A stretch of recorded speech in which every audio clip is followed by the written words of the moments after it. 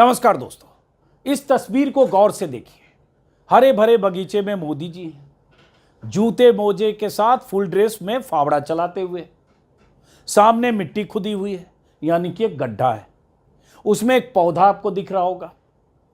Photo देखकर आप अंदाजा लगा सकते हैं कि मोदी जी पौधारोपण कर रहे हैं, पौधे की जड़ में मिट्टी डाल रहे हैं। और यह दूसरी तस्वीर है, मोदी जी उसी पौधे को पानी दे रहे हैं। अब जो आपने तस्वीरों में देखा उसी का यह वीडियो है, कुछ सेकंड का, जो पीएमओ की तरफ से रिलीज किया गया है। देखकर आपको अंदाजा नहीं लगा होगा कि मोदी जी ने कौन सा पौधा लगाया। Any guess? आप कतई गेस नहीं कर पाएंगे, क्योंकि जहां आपकी और हमारी सोच खत्म होती है, मोदी जी वहीं से आगे की सोचते हैं। इस हिसाब से देखें तो दूरदृष्टा है मोदी जी। अब आपको बता दें कि यह सिंदूर का पौधा है। आप में से कितने लोग हैं जिन्होंने अपने जीवन में सिंदूर का पौधा देखा है? अब आप मोदी जी के सौजन्य से देख लीजिए। पीएम आवास में जब यह पौधा कुछ सालों में बड़ा होगा तो इसमें कुछ इस तरह का फल होगा और उस फल के बीज को पीसकर सिंदूर का पाउडर बनाया जा सकता है। इससे हर्बल सिंदूर तैयार किया जाएगा। सिंदूर की कुछ किस्मों में केमिकल का भी इस्तेमाल होता है। खैर, मेरा मकसद यहां सिंदूर बनाने का तरीका बताना नहीं है। मेरा मकसद यह बताना है कि मोदी जी ने सिंदूर को पकड़ लिया है सियासी तौर पर। कल पर्यावरण दिवस था, विश्व पर्यावरण दिवस, तो मोदी जी ने इस मौके पर पीएम आवास में सिंदूर का पौधा लगाने का बहाना तलाश लिया। ऑपरेशन सिंदूर के नाम पर सियासत का संकल्प ले चुके मोदी जी सिंदूर के नाम का फायदा उठाने के लिए हर तरह के हथकंडे आजमाने की तैयारी में जुटे हैं। घर घर सिंदूर की योजना लॉन्च होती उसके पहले ही बवाल हो गया था और बीजेपी को बैकफुट पर आकर कहना पड़ा कि यह फेक न्यूज है। यह अलग बात है कि देश के बड़े अखबार के सारे संस्करण में वह खबर छपी और 2 दिन बाद, 2.5 दिन बाद बीजेपी को जब उल्टा पड़ा तो कहा यह फेक न्यूज है। लेकिन सिंदूर के नाम पर कुछ न कुछ तो करना है, तो अब सिंदूर का पौधारोपण ही सही। बीजेपी नेताओं और मंत्रियों ने मोदी जी के पौधारोपण कार्यक्रम का प्रचार प्रसार किया, अखबारों में खबरें छप गई, 2 दिन का काम हो गया। अब आगे भी तो सिंदूर सिंदूर करना है। कल से बिहार चुनाव तक, जब तक चुनाव है तब तक करना है, और चुनाव में भी कुछ महीने बाकी हैं। तब तक सिंदूर सिंदूर करते रहने के बहाने खोजने हैं, इवेंट का आइडिया खोजना है, माताओं और बहनों को सियासी सिंदूर से जोड़े रखने का उपक्रम जारी रखना है। बीजेपी और मोदी का इवेंट डिपार्टमेंट लगातार इसी आइडिया पर काम कर रहा होगा कि आगे कुछ महीनों तक सिंदूर का चुनावी इस्तेमाल करने के लिए क्या क्या करना चाहिए, कैसे मोदी जी का पोस्टर छापना है, कैसे सिंदूर से जोड़कर तरह तरह के इवेंट को प्लान करना है, कैसे सिंदूर को उनके भाषणों में डायलॉग की शक्ल में पिरोती रहना है, रगों में लहू की जगह गर्म सिंदूर वाले डायलॉग की तरह क्या क्या जुमले गढ़ने। तो इसी तरह के सिंदूरी इवेंट का हिस्सा था यह पौधारोपण। यह अलग बात है कि पहलगाम हमले के आज 1.5 महीने हो गए। माताओं, बहनों और बेटियों का सिंदूर उजाड़ने वाले आतंकी दरिंदे अभी पकड़े या मारे नहीं गए हैं। कहां छिपे हैं, कहां भाग गए, कुछ पता नहीं। सिंदूर के दुश्मनों की तलाश अभी अधूरी है, लेकिन सिंदूर पर सियासत करने की तैयारी पूरी है। आज मोदी जी कश्मीर में थे। पीएम मोदी ने रियासी जिले में चिनाब नदी पर बने दुनिया के सबसे ऊंचे रेलवे आर्च ब्रिज का तिरंगा दिखाकर उद्घाटन किया और इसके बाद अंजी ब्रिज और कटरा में कश्मीर की पहली ट्रेन कटरा श्रीनगर वंदे भारत को हरी झंडी दिखाई। फिर कटरा में लगभग 40 मिनट का भाषण दिया। घंटों टीवी चैनलों पर दिखते रहे। आज का काम हो गया। आज 6 जून है, याद कीजिए, 1 महीने पहले, ठीक 1 महीने पहले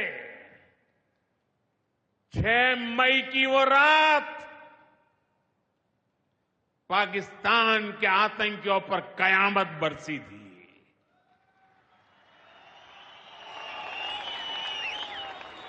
अब पाकिस्तान कभी भी ऑपरेशन सिंदूर का नाम सुनेगा तो उसे अपनी शर्मनाक शिकस्त याद आएगी। प्रधानमंत्री मोदी अपनी हर सभा और हर भाषण में ऑपरेशन सिंदूर का जिक्र तो करते हैं। देश को यह भी पता है कि किस तरह से 6 और 7 जून की दरमियानी रात भारतीय सेना ने पाकिस्तान में आतंक के अड्डों को तबाह किया था। लेकिन देश को अब तक यह नहीं पता कि 6 और 7 जून की दरमियानी रात हुए ऑपरेशन सिंदूर के बाद भारत को क्या नुकसान हुआ। जो बात सरकार को अपने देश में बतानी चाहिए वो चीफ ऑफ डिफेंस स्टाफ यानी तीनों सेनाओं के प्रमुख जनरल अनिल चौहान सिंगापुर में विदेशी चैनल को बता चुके हैं। भारतीय वायुसेना के फाइटर जेट गिरने की खबर को खुद सीडीएस कबूल कर चुके हैं, लेकिन सरकार ने पूरी तरह से चुप्पी साध रखी है। विपक्ष बार बार पूछ रहा है कि देश को जानने का हक है कि हुआ क्या था, क्यों सीज फायर हुआ, उसके पहले 6 और 7 जून की दरमियानी रात क्या भारत के फाइटर जेट गिरे, क्या राफेल गिरा।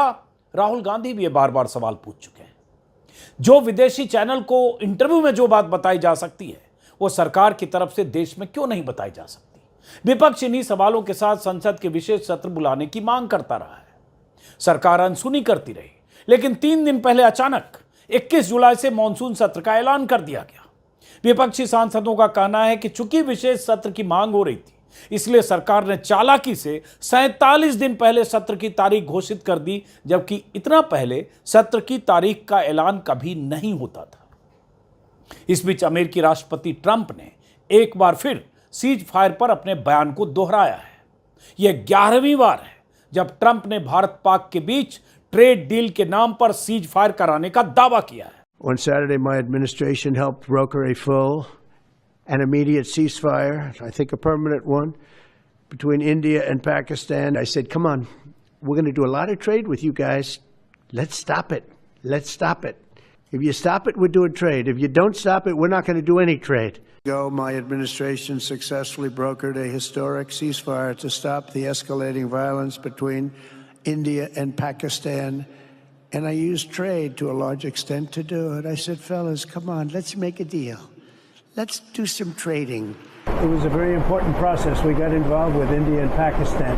I think convinced them to let's have peace and let's go and make trade deals. And we talked to them about trade. Let's do trade instead of do war.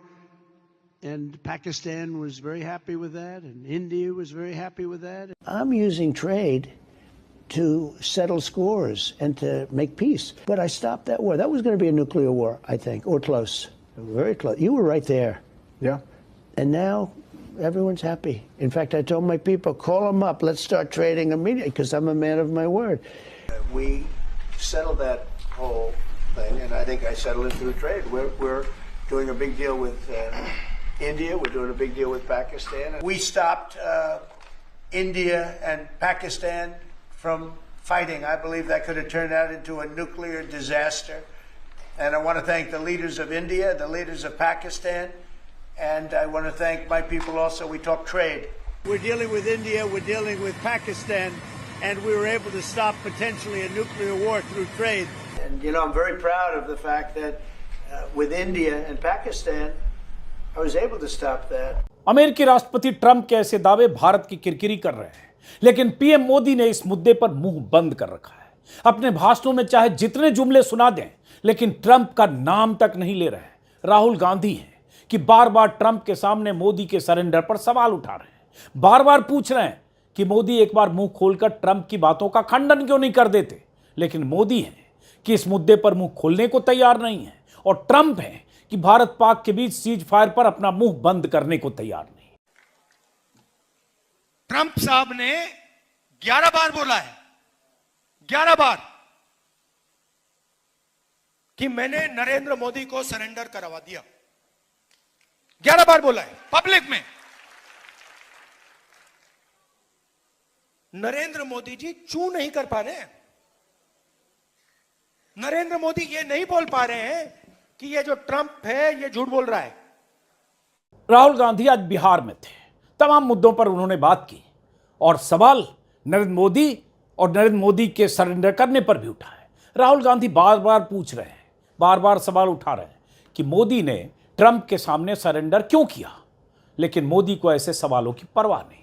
विपक्ष पूछता है तो पूछता रहे। उन्हें रैलियां करनी है, भाषण देने हैं, फीता काटना है, झंडी दिखानी है, शिलान्यास करना है, उद्घाटन करना है, और जहां भी बोलने का मौका मिले वहां अपने मुंह से खुद ही मोदी मोदी करना है। भीड़ तो फिर सामने है ही। मोदी ने ये किया, मोदी ने वो किया, मोदी ऐसा करेगा, मोदी वैसा करेगा, मोदी ने अब तक ऐसा किया है, मोदी ने अब तक वैसा किया है। अपने भाषणों में ये सब उन्हें बोलते जाना है, बस ट्रंप के दावे का जवाब नहीं देना है। सांसदों का जो ग्रुप 33 देशों की यात्रा पर निकला था, उनमें से कुछ लौट आया है, कुछ 1-2 दिन में लौट आएगा। लेकिन अब सवाल उठ रहे हैं कि सरकार के खर्चे पर 3 दर्जन देशों की यात्रा पर गए इस ऑल पार्टी डेलीगेशन से आखिर क्या हासिल हुआ। ज्यादातर देशों में इन सांसदों की मुलाकात सत्ता के केंद्र में रहे बड़े नेताओं से नहीं हो सकी, किसी देश के राष्ट्राध्यक्ष से मुलाकात नहीं हो सकी। ज्यादातर देशों में ऐसे नेताओं से इस प्रतिनिधिमंडल की मुलाकात हुई जिनकी फिलहाल अपने देश में ही नहीं चलती है, या कहें वहां की सत्ता से वो बाहर है। कांग्रेस नेताओं की तरफ से सवाल पूछे जा रहे हैं कि सरकार को बताना चाहिए कि इतने देशों में इतने प्रतिनिधिमंडल को भेजने का फायदा क्या हुआ, क्या हासिल है इसका। कौन कौन से देश भारत पाक की तनातनी में भारत के पक्ष में आने को तैयार होंगे या हुए। कितने देशों ने आतंकवाद के मुद्दे पर भारत के साथ खड़े होने का वादा किया। हालांकि यह सवाल बेमानी हो जाता है, क्योंकि जब सत्ता के शीर्ष पर बैठे लोगों से मुलाकात ही विदेशों में नहीं हुई तो ऐसे वादे कौन करेगा। एक सवाल यह भी पूछा जा रहा है कि Liberia, Ethiopia, Congo, Sierra Leone, लताबिया, पनामा, गुयाना। एक सवाल यह भी पूछा जा रहा है कि Liberia, Ethiopia, Congo, Sierra Leone, लताबिया, पनामा, गुयाना, स्लोवेनिया जैसे देशों में हमारे सांसदों के भेजने का मतलब क्या है। सुप्रिया श्रीनेत ने आज भी कुछ ऐसे ही सवाल पूछे। हमारी विदेश नीति की सबसे बड़ी विफलता यह है कि हमने बड़े बड़े डेलीगेशंस बनाए, हमने वो बड़े बड़े डेलीगेशंस दुनिया के कोने कोने में भेजे अपनी बात को पहुंचाने के लिए, लेकिन हमारा विदेश मंत्रालय उन डेलीगेशंस की मुलाकात ना राष्ट्राध्यक्षों से करा पाया, ना प्रभावी ओपिनियन मेकर से करा पाया। वो लोग वहां पर गए, वहां पर वो हमारी ही एम्बेसी में भारतीय मूल के लोगों से मिल रहे हैं, वो अंडर सेक्रेटरीज से मिलके आए हैं, वो फॉर्मर मिनिस्टर्स से मिलके आए हैं, कुछ स्टेट मिनिस्टर्स से वो मिले हैं। तो आज सवाल इस बात का है कि वो म्यूजियम देखने गए, उन्होंने यूनेस्को की कुछ वर्ल्ड हेरिटेज साइट देखी, नोत्र दाम का चर्च देखा, गाना बजाना हुआ, पुराने फिल्मी गाने गाए गए, बड़े बड़े डिनर हुए, खूब पिक्चरें खींची गई, लेकिन हमें मिला क्या। और ये हमारी विदेश नीति की विफलता है कि आपने अपने सांसदों को भेजा और उनको आप एक राष्ट्राध्यक्ष से नहीं मिला पाए। तो आज सवाल यह है, आपने उनको कितने राष्ट्राध्यक्षों से मिलाया, हमें क्या ठोस हासिल हुआ। कितने राष्ट्र जहां पर हमारी ये डेलीगेशंस, जहां पे हमारे सर्वदलीय मंडल गए थे, उन्होंने हमारे पक्ष में उतर के बयान दिया। कितने राष्ट्रों ने पाकिस्तान के आतंकियों को शरण देने की निंदा करी। कितने राष्ट्र आज खुल के हमारे साथ हैं। सवाल यह भी है कि